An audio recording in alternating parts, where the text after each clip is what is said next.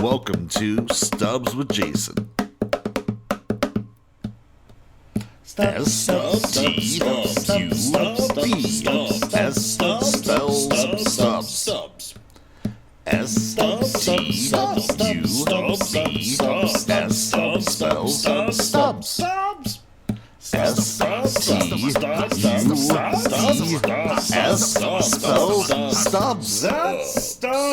Hey people, welcome to Stubs with Jason, where I discuss movies, music, TV, pretty much all kinds of things on all kinds of screens. On today's episode, I will be discussing Longlegs, the small budget flick that hit theaters this weekend, directed by Oz Perkins, starring Maika Monroe, and featuring Nick Cage.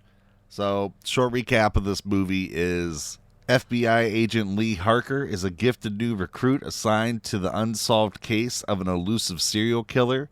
As the case takes complex turns, unearthing evidence of the occult, Harker discovers a personal connection to the merciless killer and must race against time to stop him before he claims the lives of another innocent family. Alright, so for me, I thought the cast was really good. Cinematography was solid. I think overall this movie has strong ambience and like a good mood. Like all of that's there. They put it in the 90s. I probably for the budget, like makes sense. But it works. I mean, you know, and then speaking of that, like the budget for this movie was supposedly only like $10 million and it made like $25 million this weekend. So that's awesome, right? You know, score one for the original release gang. You know, not a sequel or anything like that, you know what I mean? So I love that, you know what I mean? I was happy I got to go see something that was, you know, original. Yeah, I mean, I Dr. Evil air quoted on original. I mean, because this movie kind of feels like a handful of movies that have just been smashed together, and that's fine. I mean, I know that happens a lot, so my gripes, I'd say, are I don't think any of the reveals in this movie really do a lot for me. You know, like any thriller, its goal is to peel away the onion layers more or less in a timely manner. And while it's doing that, like good thrillers kind of ratchet up the tension as we move further. But for me, I don't know. I just feel like these revelations just kind of happen as the story unfolds. I didn't really have any strong sense of excitement or tension as we moved through this movie.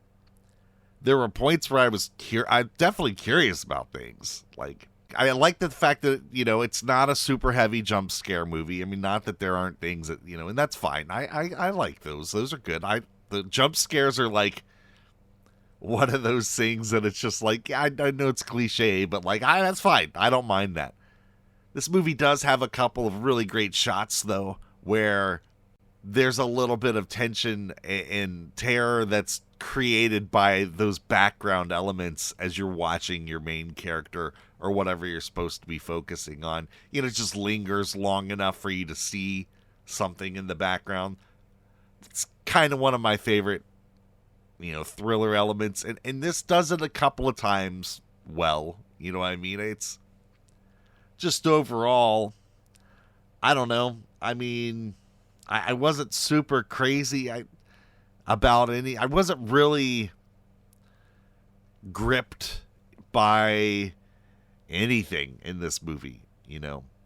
And like I said, there were points where I was curious, but I felt like that curiosity was kind of met with somewhat predictable reveals. Like in the first 20 minutes, you're presented story elements and characters, and you immediately have hunches about them. Like they just don't feel right. Like you can tell, like, no, okay, something. You may not exactly know immediately how that's all going to shake out, but like you're just going to have that gut feeling about those characters in those situations. And then you kind of get proven right, you know, by the end of the movie. I think everybody kind of just lands where you expect them to. Overall, though, I feel like I walked out and I was pretty disappointed. Like, I had this movie on my summer movie preview episode as one of the movies I was really looking forward to. And I kept hoping it would be one of my summer mystery movies that I've been checking out at Marcus, but that never happened, you know. But I don't think it's gripping or interestingly mysterious enough to be a good thriller. And it wasn't necessarily scary enough to be a good horror. So, I don't know. I mean, everything's just kind of okay. Like, nothing really was like, oh, yeah. Like, I feel like this is a movie that I could forget in just a few months. Maybe not even that long. So, all right. So, I know a lot of people are losing their mind. So let's go ahead and we'll address the Nicolas Cage in the room. Look, it's just Nicolas Cage and some pasty white makeup, like, acting over the top. Like, to me, I feel like that performance is either going to land and you're going to think, yeah, that's terrifying.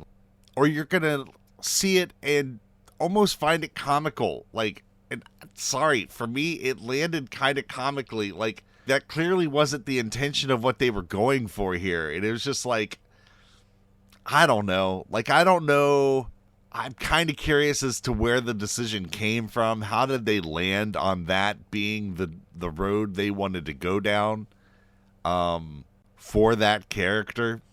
And just like any other good, like, you watch a good thriller, a good horror, you got a serial killer, the monster of the movie, more or less, right? Like, the monster of the movie isn't, like, in it a lot. Like, the idea is that they have them in these limited roles to really kind of make those scenes land and be impactful. And, I think as far as, like, the amount of times that they utilize the character, it's fine. And again, it's not that it's even really, it's just fine. Like, I found it more comical than I found it more terrifying. And I don't know. I think the movie kind of it doesn't completely hinge on that. Like, the other elements of, like, what's going on as far as, like, well, why are all of these things happening? The different layers that the main character Lee is kind of uncovering, like, they are fine. It's fine. This, I think that's just where I'm at overall with this movie. Like, it's just a big old bowl of fine. So, bottom line, to stub or not to stub? For me, not to stub. Like, not even, no hesitation. Like, if someone were to say, should I go see Longlegs? I'd say, no, you don't need to go see Longlegs. Don't rent it at home. I would just wait. Like, when it shows up on a streaming platform, like if you've got Netflix or, I don't know. I can't remember. I feel like Neon just signed an agreement with HBO or something like that. Neon's the production company for this movie. And again, I like that this is another movie that they've added to their portfolio. I kind of called them out as, like, the up-and-coming competitor to A24. And I think that this is a good movie that kind of adds some depth to what they're trying to do. Like, and I like that. Like, again, I like the idea of this movie. It's an original movie. It's not a crazy over-the-top budget. Like, they just let someone make a movie. I like that. You know what I mean? They didn't cook this up in a boardroom, right? Somebody had an idea. They wanted to make a movie. They gave somebody the opportunity to make a movie. And that's great. And again, I kind of hate saying not to stub because I think that needs to be rewarded more than we all need to go watch Deadpool or Twisters. And don't get me wrong, I'm going to go watch Deadpool and Twisters, and I hope I have a great time watching them, right? But, like, I do have concerns about cinema disappearing, proper cinema disappearing. So the more movies like this that kind of come out in this range and can find that level of success like this one did, it's better for all of us. We're going to get a better palette of movies to get to choose from when we go and watch them, right? So, anyway, like I said, not to stub for me. I would give it like a 4.8. Like, yeah, it all kind of just is underwhelming to me. Like, and then when you get to the end, like, they've pulled these reveals and you're kind of going through it, and then it, like, to me, I felt very unsatisfied by the ending. I saw a lot of people, and typically I stay away from, like, checking out videos or anything like that before I make my review. But I did. I kind of browsed around, and everybody seems to be a lot higher on this movie than I am. And people are like, well, with it being such a success already, we're almost, bound to get a sequel. So, are the pieces that are on the table still compelling enough for me to be interested to seeing it a second entry? I don't know. Probably not. A lot of the elements that they use, a lot of the mystery bits that they pull back, again, kind of feel like reused mechanisms from other serial killer movies that I've seen, and I know you've only got so much you can work with there. Didn't do a whole lot for me. Didn't blow me away. I didn't find those interesting. So, as a result, I didn't really get invested or care too much about what was going on. Like, even the victims, even what's at stake with all of that, like, when you see how things go down, it's does the job for what it's supposed to do. You know what I mean? This movie is rated R. I'd say mostly just for the few sequences of, like I said, when you see kind of things, how they shake out. Mostly just violence and language. I took my 14-year-old son with me. I didn't really have any reservations about what he was watching. If you're a cool parent, I'd say 13 and up is just fine. Unless you're touchy about, like, Satanism and the occult. Definitely a presence of that in this movie. I don't know. Like, it was fine. It was just part of it, right? You know what I mean? Like, but I know some people are a little touchier about that than others. And that's really that. I mean, a couple of quick spoilers here. So, I mean, if you want to tap out, go ahead and tap out. That's just where I land. You know what I mean? I would say not to stub. Overall grade, is, like I said, about 4.8. So as far as things that I feel like are kind of worthy of spoiler discussion, not a whole lot. Like, you just essentially find out that, Lee Harker is this agent. She kind of has these like, it's almost like they kind of present her as, like, somebody who's got, like, precognitive, like, some kind of, like, supernatural intuition, more or less. And that's fine, you know what I mean? And she kind of pieces all this stuff together. You eventually meet her mom. Her mom, you can immediately tell something is just not right with. Like, you're just like, oh, okay, well, this lady's a whole bag of fishy. Lee, again, is your main protagonist. She's kind of a weird character, so something's going on there. And I mean, like, it all ties together.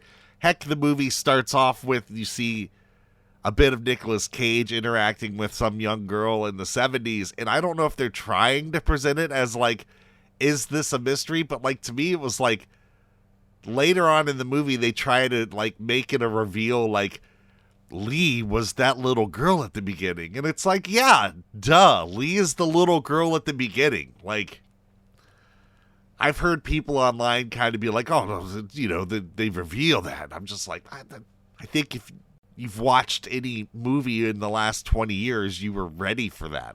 So, long story short, you find out Nicolas Cage is, he's got this persona, calls himself Longlegs. He's like a Satanist doll maker, you know what I mean? Like, he does work for the man downstairs, I don't even want to fully go through the whole beats of this movie, but, like, those are just some of the reveals that this movie has to offer. There's these murders that keep happening, and they're like, well, we think this person is responsible for it, but there's no DNA evidence there. It's like they're not there at all. So Lee figures out, like, well, they must be influencing some way, how this is all done.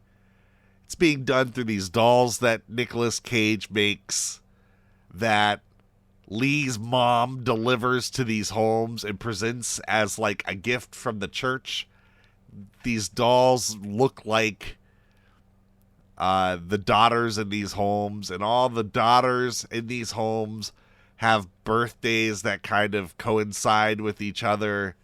And that's the mechanism as far as, like, how these victims are being chosen. A lot of this gets gets solved by Lee after Longlegs, Nicolas Cage, like, gives her a cipher, more or less, like gives her a giant breadcrumb, like literally shows up at her home, leaves a card there for her to figure things out, and she does. So it's like, well, does he want to get caught? Does it really matter? Like, there is one scene at the end, like, where mom has been revealed. So, and Lee's mom is revealed to be the one, like I said, who's helping Longlegs out with this, as far as how they get the doll into the home and all that stuff. And then the doll has this weird metal ball in the brain, or in the head, that is like influencing the people in the home, I guess, you know? Again, there's a lot of layers and elements that are kind of, I don't know. There's something about it. Maybe it's just because the ending doesn't crush it. Like, I just kind of found that all, like, I just kind of found myself going through it like, oh, well, okay. Like, none of it was like, oh, wow. Like, it was just like, okay, that's fine. Whatever you say. So, I mean, there's stuff that happens with Longlegs and everything, and then they kind of get pointed to. Lee eventually gets Lee gets pointed towards her mom being who she needs to be suspicious of, so they're going to, like, pick her up for questioning, more or less. Lee goes to find her, kind of gets lost in discovering new revelations within her childhood home that kind of connect all the dots specifically for her. And as she comes out, man, her mom, you just see her mom just blow this other lady away in a car, and it's pretty gnarly. Like, it's pretty over. I mean, like, to me, it was like you kind of know it's coming, but they did a good job of revealing it and having it happen. And yeah, the movie is just kind of like fully cranked up at that point in time. And I didn't do a very good job of recapping things here, like, but if you've seen the movie, you know what I'm talking about. I just can't say I overall would, you know, again, watch it on a streamer, you know, if you've come to this point and just said, nah, don't care about the, you know, the spoilers at this point in time. I don't know. None of it just really jumped out as being interesting to me. So that's what I've got for Longlegs. I know I haven't done nerd news in a bit. I'm not going to do nerd news today. I've got a mystery movie I'm going to go check out tonight, so I'm hoping to get another quick turnaround on a pod covered with that. And like I said on my Red Rocks review, there's movies that I've seen that I haven't reviewed. I'm hoping to wrap up some of the Disney content. I've surprisingly done really well on keeping up with TV so far on the things that I like. So, hopefully going to have some of that to discuss. Kind of have like maybe a Disney Plus summer of Disney Plus episode that I plan on coming out with. Because I've done X-Men 97. I've been doing The Acolyte. And I'm hoping to finally watch Idea Man, the Jim Henson biopic. Which has just been evading my schedule so far. But anyways, guys, I as always, I really appreciate the listen. Hope you find and follow me out there on the socials. Give me a follow on Spotify, YouTube, Instagram, Facebook, all of those things. Stubs with Jason. You can email me at stubswithjason@gmail.com if you've got any questions or comments or recommendations for anything that I might want to take on at any point in time. And if you don't mind, give this thing a share. Share it to your friends. Share it to your family. Anything, get it out there. Until next time, guys, have a great one.